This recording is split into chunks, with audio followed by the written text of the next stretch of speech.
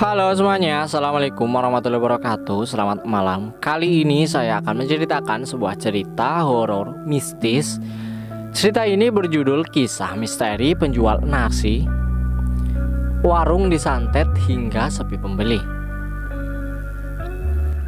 Dan langsung saja seperti apa ceritanya. Banyak orang tega melakukan tindakan jahat, termasuk menggunakan cara halus demi melihat orang yang mereka benci hidupnya menderita. Misalnya dalam bisnis, kita sering mendengar kisah ilmu hitam yang dikirim ke pesaing sehingga bisnis pesaing tersebut terpengaruh dan akhirnya bangkrut. Hal itulah yang dialami sebuah keluarga di Malaysia. Warung makan yang didirikan ibunya mendapat kiriman ilmu hitam dari orang yang dengki dengan bisnis keluarganya itu.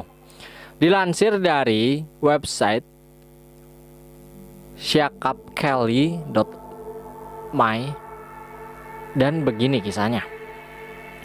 Keluarga Ruby Rosli termasuk keluarga yang biasa-biasa saja. Ayahnya bekerja dengan gaji tak seberapa, sementara ibunya berjualan nasi lemak di depan sekolah.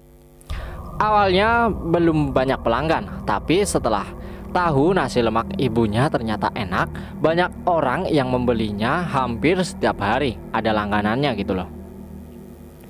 Di tempat ibunya berjualan itu tidak banyak orang yang berjualan, mungkin hanya 2-3 gerai saja. Di situ ada yang jualan cuma 2-3 gerai.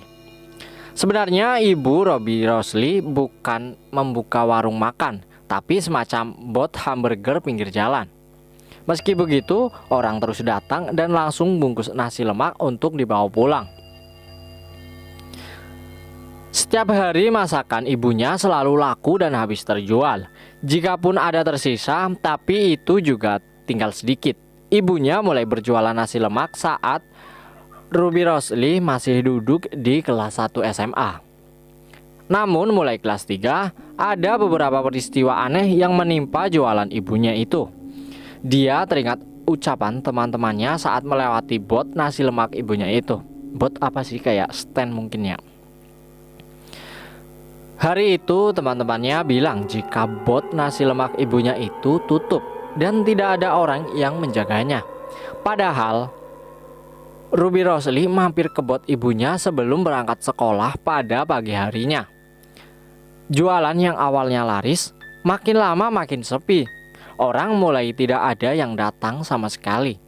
Beberapa pembeli bahkan mengaku melihat seekor harimau di belakang bot ibunya itu. Dan suatu hari sebelum buka, ibunya menemukan mangga busuk dalam satu kantong plastik yang diletakkan di dalam bot. Rupa-rupanya ada yang dengki dengan bisnis nasi lemak ibunya.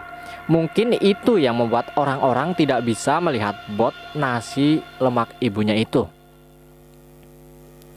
Selepas kejadian itu, ibunya minta bantuan orang untuk membersihkan bot tersebut, termasuk dengan memanggil ustadz.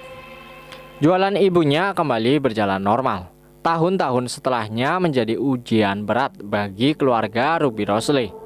Ayahnya sudah tidak lagi bekerja, sementara adiknya harus tetap sekolah dan Ruby Rosli sendiri sudah masuk ke perguruan tinggi.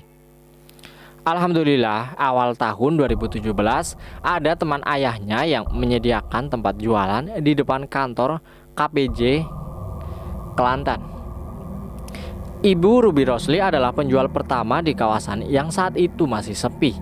Saat pertama jualan, nasi lemak ibunya itu sangat laku keras. Terkadang nasi lemak ibunya sudah habis tak sampai 2 jam berjualan. Awal tahun 2018, banyak yang mulai ikut berjualan di depan kantor KPJ Kelantan itu. Dan kejadian gaib saat jualan di depan sekolah sebelumnya kembali terulang. Gangguan gaib setelah berjualan di KPJ ini malah lebih parah daripada saat di depan sekolahnya dulu. Pelanggan mulai banyak berkurang. Kalau pelanggan ada yang datang, awalnya dia senang, tapi ketika sudah sampai, dia mendadak jadi tidak membeli, kayak ada yang aneh. Ayah merasa sedih dan bercerita ke temannya yang pintar melihat kejadian gaib. Mereka kemudian pergi ke warung nasi lemak. Setelah mencari tahu, teman ayahnya melihat ada sosok mayat perempuan tengah berbaring di atas meja. Rupa-rupanya ada orang yang dengki dengan bisnis warung nasi lemak itu dengan menyiram air bekas mandi mayat. Tidak mengherankan, Ibu Ruby Rosli selalu melihat meja makan terlihat basah setiap kali akan membuka warung. Kejadian gaib itu bahkan hingga berlanjut ke rumah keluarga Ruby Rosli. Ayahnya sering sakit-sakitan, sedangkan ibunya merasa gatal yang sangat aneh. Saat itu ibunya akan masuk untuk jualan, tapi tiba-tiba kakinya terasa sangat gatal. Dan saat digaruk dengan kuat, tidak meninggalkan bekas, sungguh aneh. Adiknya mengalami kejadian lebih aneh lagi. Dia melihat sosok perempuan baju putih berlumuran lumpur berdiri di dekat pintu dapur.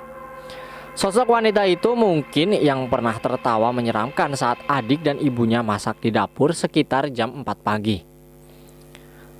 Menimbang hal-hal tak masuk akal dan menyeramkan itulah, ayah dan ibu Ruby Rosli memutuskan untuk berhenti berjualan.